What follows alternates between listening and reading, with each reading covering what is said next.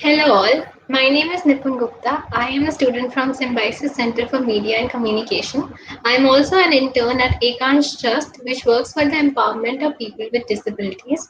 Today we have Jyoti Nair to talk to us about autism. Hello ma'am. Hi, Nipun. Thanks for having me here. I'm obliged. Yeah, thank you. So ma'am, my first question to you is please tell us something about yourself.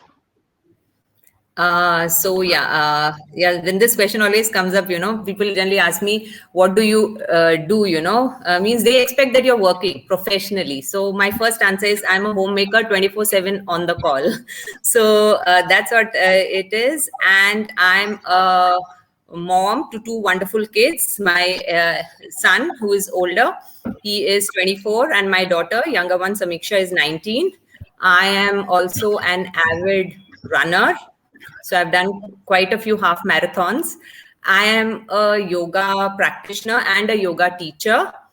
And I'm many other things also, a wife, a sister, a friend, so many other roles. That's so good to hear, ma'am. So ma'am, my next question to you is when did you find out that your daughter Samiksha had autism? Just before her fourth birthday, we got the diagnosis, the official one. But somewhere before that, also her behaviors from when she's around 2.5, it started coming up, But we never knew that because I really didn't know what autism was or something. And the thing is that we were staying in Dubai at that time. When I used to come for vacations to India. So at that time, this one of my friends in Dubai, her daughter is of the same age, and she's the one who red flagged me. That Jyoti, just get Samiksha once. Just check what is this. And I wondered why she like telling me. Because at that time the most thing which was striking out were the temper tantrums. They were bad, really bad.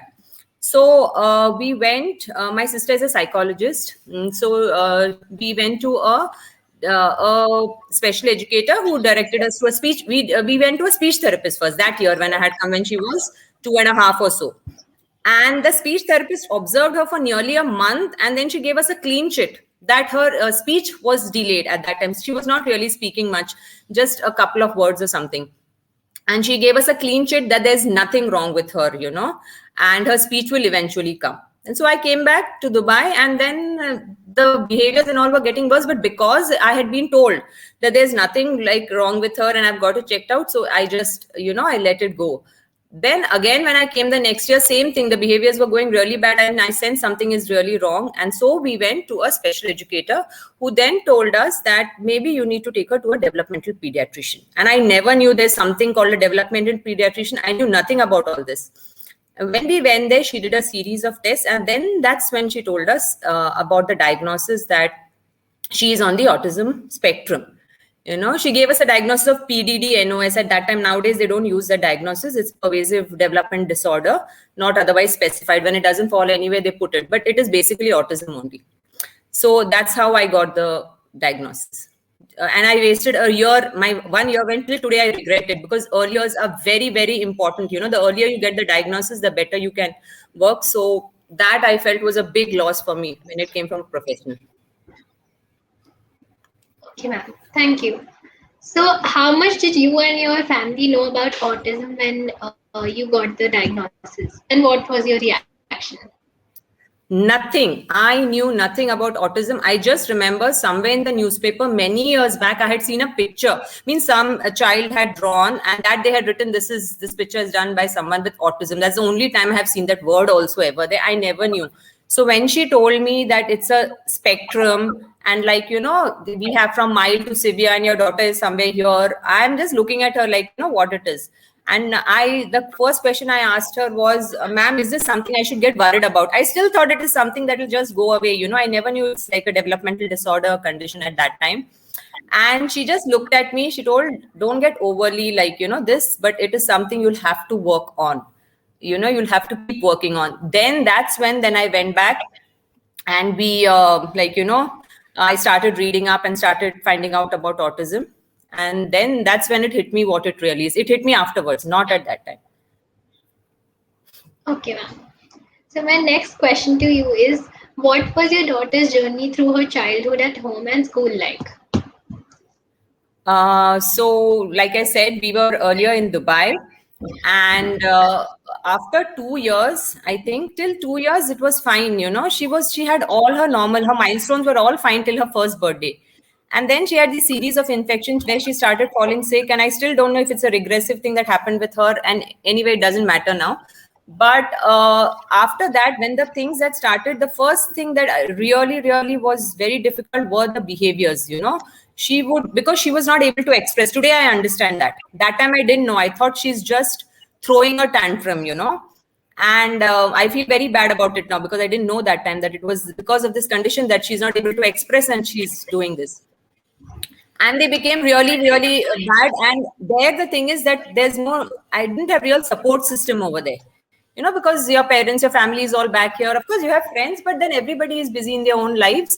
And my husband had a job in another place, and he had long working hours, so mostly it was left to me, to see this. And so it was a difficult time over there, which we had. And then in school, there she went to a school in kindergarten. And there also I was volunteering in that school.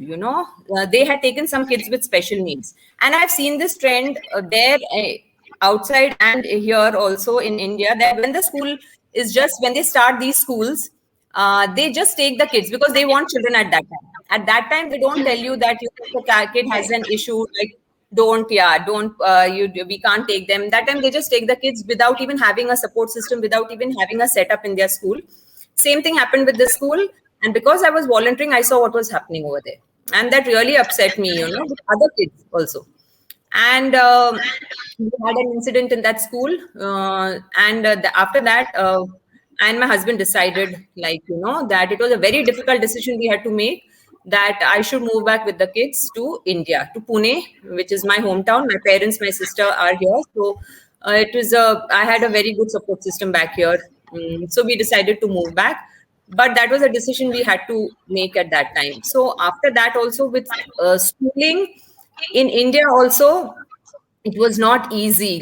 She's 19 now. So I'm talking about like some more than 10, 12 years back. Now, of course, it's improved a lot. But that time, there was a series of schools which we went on shifting. Every time, initially it was all fine, because like I said, the schools were all new wherever she has been, and the setting was good at that time. But they really didn't understand, they didn't know the support. So later on we used to have something used to come up, issues. And finally the school that she's now completed her 10th standard, which I was, at that time I never thought that she'll be able to go and write a board exam paper of 3 hours. Yeah. So she did that. And this year, and the thing is that the last school where she was, where she went in grade 7 or 8, that was a special school.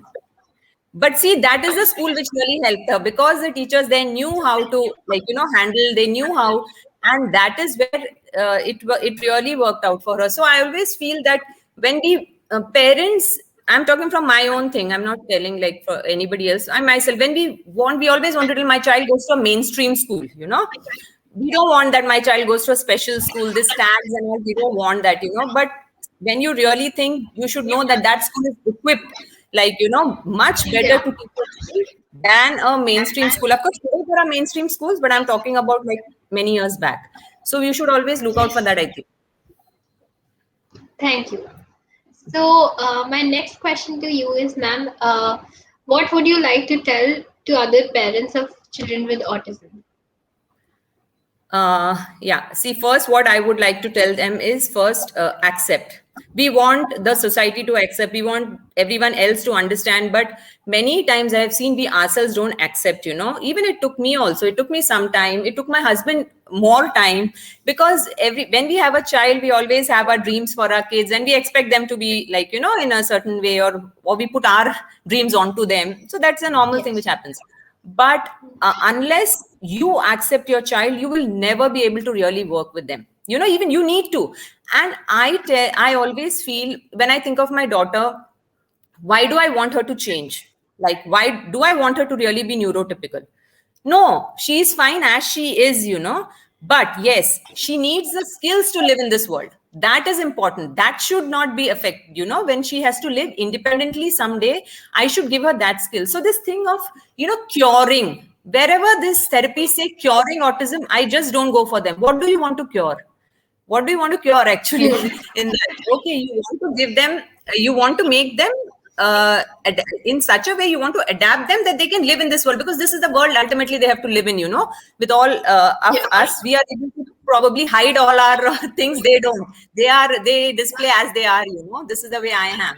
Like so many people have OCDs. Do we go to change them? No, they learn to adapt, and so first thing I would want to tell is accept your child, because when you accept, only you will be able to work and be open. Like I remember one thing from early on, one of my friends, so-called friends, had told me that, why do you keep telling people that she has this autism? She looks so normal, and later on when she wants to have a life, wants to get married, then it will be a problem. Why do you keep telling this? So I told her, the aim of my daughter's life is not marriage, sorry. And unless I tell people about it, how do I expect them to understand? And how do I create awareness? Everywhere we tell we want autism awareness, we want this awareness, that awareness. But if you yourself are not accepting and you don't want to, then you should not. So you should be okay with it. And I feel society is accepting. Of course, we have a couple of things, but I have come across people who have been accepting. I wouldn't say that no, they haven't. Once they understand, they do accept it and they try to. Especially with kids, I have seen. When you explain it to them, like bullying happens, a lot of bullying happens with our kids, because they have their repetitive behaviors. Like like my daughter, if she sees something, she get excited, she would stim her hands like this, she would take a piece of paper and just, so children would find it funny and they would laugh, and this affects their self-esteem. These children, if you feel that they don't feel anything, they do. So I would, I saw this incident happening, and my daughter was very upset. So I went up to that kid, he was bullying her. I was seeing from far. I tried as much as possible for her to sort out her things, Now she can do most of it. But when I saw it was going too much, I just went to that child. I told, what happened? What's the problem? No? Why are you like teasing her? Well, she's doing this funny thing. So I told, she has a condition. She needs to do this to keep herself calm, it helps her. So, but that's not affecting anybody. Now your play is not getting disturbed. So he realized, he told no problem. And after that, there was no issue with that kid. So it's not always like, we should just think that, okay, they bully, everything is bad, everything. We should make an effort. Always, I feel, effort should come from us. Yeah. Okay, ma'am. So would you like to tell us about any memory that stands out? Yeah. So, there's one which always, whenever I go through, now she's come a long way, my daughter, from when she was, whoever has seen her, teachers when she was young, my friends who have seen her when she was young, and today she's she's come a long way. So, but there are days when, many thoughts come, many things happen, and then you wonder about the future. So this memory always keeps popping up when we have taken her to US for some treatments, biomedical treatments, which we are doing. So every year, in the initial years, we had to go there. So the first 1 or 2 visits, my husband came, but then I was going with her, just she and me. So at this particular trip, she was to undergo one treatment which could have side effects. The doctor had told me about it. And this doctor's clinic was in a place where we used to go to the hotel and we used to go to the clinic. So my relatives were staying in New York, and this was in some other place, where we had to travel and we had to be by ourselves. And I remember we finished that treatment and we came back to the hotel room. Everything was fine. They had observed her in the clinic also. All was fine. We came home, and in the night, that time, she started vomiting continuously, like, without nothing like. And they had told me in the clinic, if anything goes beyond, you have to just rush her to the hospital, because only there in the emergency you can take her. So, so at that time, when this was happening, I started getting worried, and that time, so much of social media, WhatsApp, nothing was there, So the only thing that was there was Facebook, on which I could chat with my friends or anything. And that, because of the time difference, nobody was there at that time. And I really was getting worried and worked up. And I had this book by Louis Hay, which says you can heal your body and mind, So in that, there were a lot of things which you could say to yourself, positive affirmations and all. And I'm telling these things, and I'm looking at her. And I had my homeopathic, which my doctor had told me to carry with me in case I need it for anything. So at that time, I'm getting worried. I thought maybe I should call my cousin, maybe I should find out about this hospital. And I'm thinking about all these things. And that day, the only person, I wrote a message to my doctor. And luckily, he was in Germany, he was not in India. And in a minute, he replied back to me when I told him this. He told me, just start her on this thing, which medicines he had told me. I started her, and I think in an hour or so, it subsided, and then she slept in the night. At that moment, I felt that there is some power above you who's looking at you, who is taking care of you, even though the people who you expected who would be around, even if they are not there, you will be taken care of and things will happen. So whenever I have any low moments, even now, I just keep remembering. So that's a memory which I really hold close to me. Okay.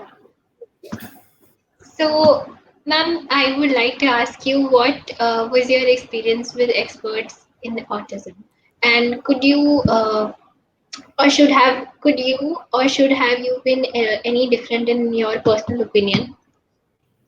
So about the experts, first thing, another thing before I tell about the experts, I would like to tell parents that today there is so much of information. I know it's very, very confusing. So many therapies, so many things people will be telling, go for this, go for that. So with regards treatments also for your child, for every child is different. Every child's reason for the condition could be different. Somebody's could be just genetic, and or there could be many other reasons, why it's happened. And so first try and understand your child. You just look at your child as an individual. First look at that child. And then look at what is restricting your child. Like for my daughter, anxiety is a very big issue. Okay, so if anxiety comes up, I should know how to deal with that anxiety. So I should go for those treatments which will help me more in that. Maybe there is self-regulation needed. Maybe I need an occupational therapist, or maybe I need.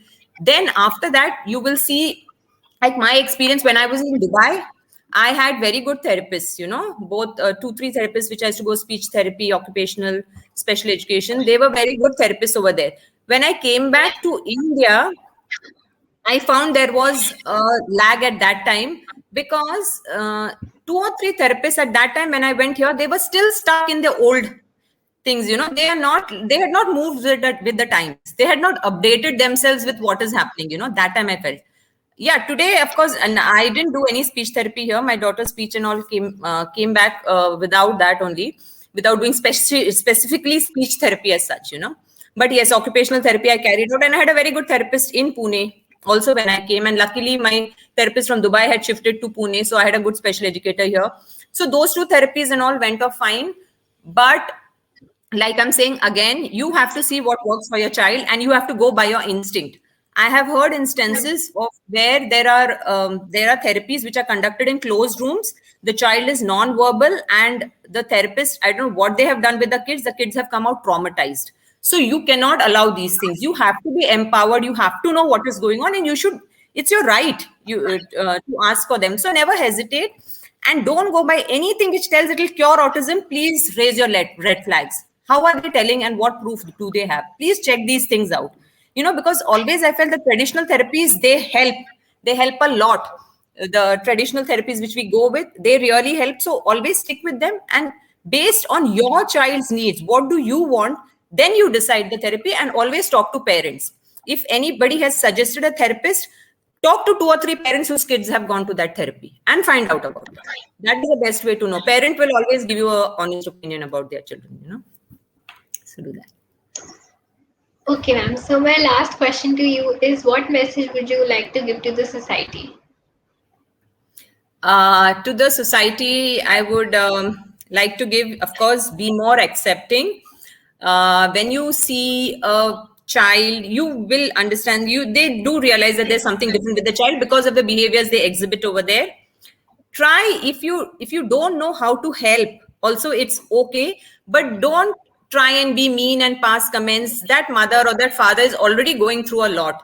So sometimes people become very insensitive, and they ask all kinds of questions, which I think that we should avoid.